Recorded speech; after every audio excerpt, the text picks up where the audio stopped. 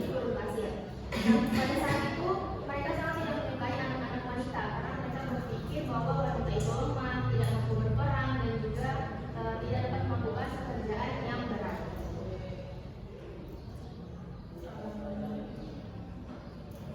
Namun selain mereka memiliki watak dan juga perilaku yang keras, mereka juga memiliki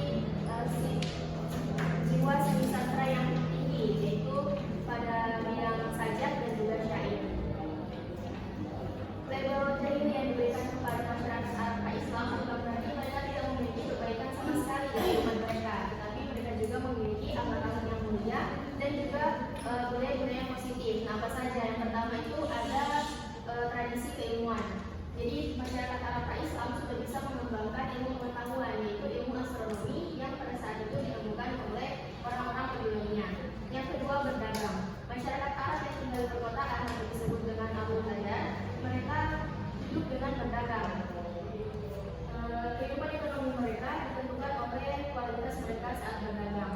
Yang ketiga, bertani. Masyarakat Arab yang tinggal di pedalaman atau disebut dengan masyarakat Baduy, mata pencaharian mereka adalah bertani dan juga beternak. Yang keempat, bersyair. Nah, syair ini adalah budaya tingkat tinggi yang pada saat itu berkembang di masyarakat Arab Islam. Nah, syair ini dapat menjadikan seseorang atau kabilah menjadi kabilah terbelakang atau kabilah terhormat. Yang kelima, memuliakan tamu. Masyarakat Arab Islam mereka menjunjung tinggi sikap dermawan sehingga mereka berlomba-lomba untuk memuliakan tamu dengan harta benda yang mereka miliki. Yang keenam, menepati janji.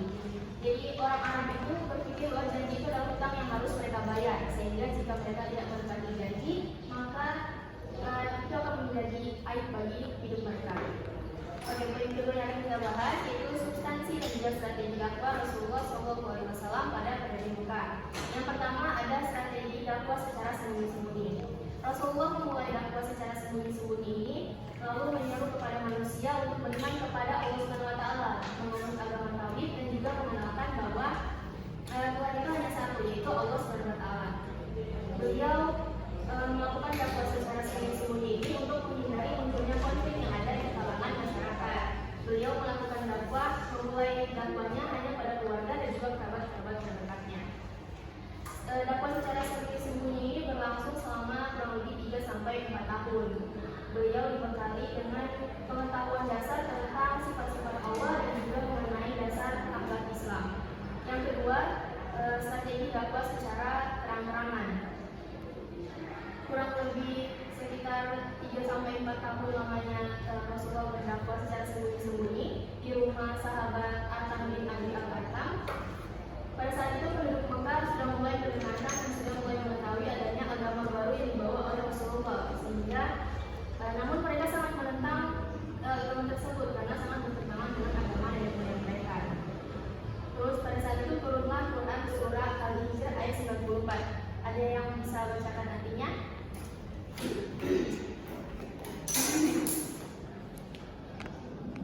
Quran surah Al-Hijr ayat 94.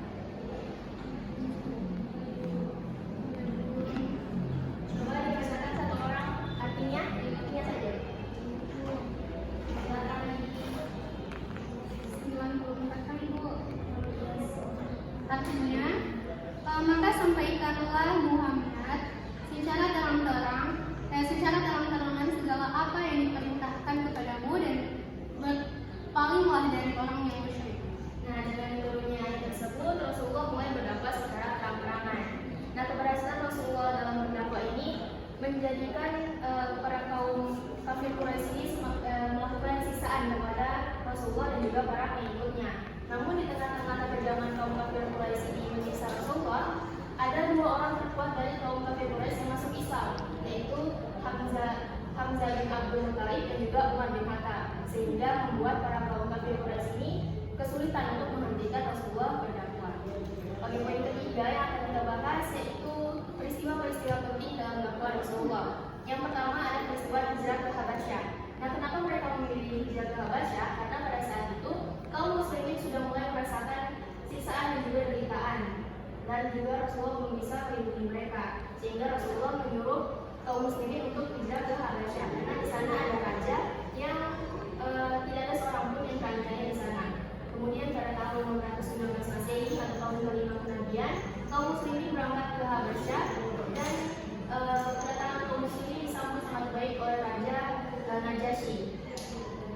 mendapatkan perlindungan dan juga bantuan makanan. Yang kedua, Amul Huzni. Amul Huzni atau disebut dengan tahun kesedihan, karena pada saat itu kali-kali kedatangan dari Rasulullah dan Siti Khadijah istri dari Rasulullah meninggal dunia. Karena dua orang ini merupakan seseorang yang paling tinggi membela Rasulullah saat meninggal. Sehingga ketika dua orang meninggal, masalah mulai menimpa Rasulullah dengan bertubi-tubi, dan juga para kaum kafir Quraisy mulai berusaha untuk mengganggu dakwah Rasulullah. Yang ketiga, Isra Mi'raj. Peristiwa Isra Mi'raj terjadi 1 tahun sebelum Hijrah, tepatnya pada malam Senin 27 Rajab. Isra artinya perjalanan malam. Jadi perjalanan Rasulullah SAW dari Masjidil Aqsa ke Masjidil Haram, dari Masjidil Haram ke Masjidil Aqsa. Kemudian Mi'raj artinya naiknya Rasulullah dari Masjidil Aqsa ke Sidratul Muntaha untuk menemui Allah. Yang keempat ada hijrah ke Yatsrib. Nah, setelah peristiwa Isra Mi'raj ini mulai ada perkembangan dari kaum muslimin, yaitu penduduk Yatsrib datang ke Mekah untuk melakukan haji dan menemui Rasulullah. Kemudian penduduk Yatsrib ini meminta Rasulullah untuk pergi ke Yatsrib untuk berdakwah di sana. Kemudian Rasulullah menyetujui apa yang mereka minta dan Rasulullah pergi ke Yatsrib untuk berdakwah di sana. Nah, ya itulah tadi pemaparan materi dari saya. Di sini apakah sudah bisa dimengerti semuanya? Sudah. Oke, Ibu minta membuat kelompok 4 kelompok. Jadi satu kelompok itu ada 2 orang dan ada 3 orang.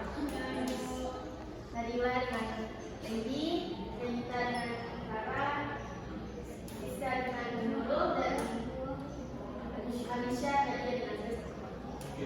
Bisa maju ke depan semua di sekali.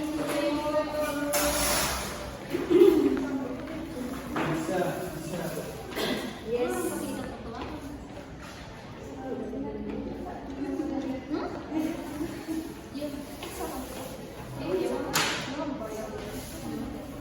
Nah, oke, jadi perwakilan satu orang kelompok ambil 1 kertas ini. Silakan. Ibu yang bakal lagi. Sudah, silakan dibuka. Buka. Siapa yang kelompok 1? Saya. Kelompok 1 sebelah sini. Kelompok 2. Kelompok 2 di sini. Kelompok 3. Kelompok 4. Jadi kelompok 1.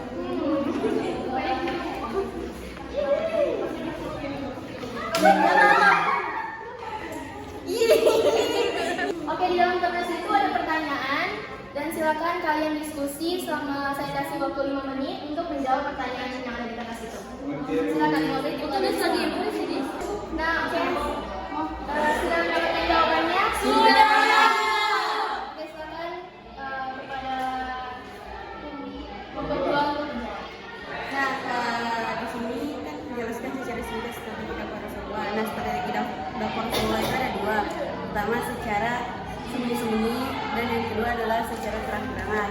Rasulullah SAW memulai dakwah secara sembunyi-sembunyi, menyeru manusia untuk beriman kepada Allah, menganut agama tauhid dan mengenalkan bahwa Tuhan itu satu, yaitu Allah Subhanahu wa taala. Dakwah secara sembunyi-sembunyi berlaku selama 3 sampai 4 tahun.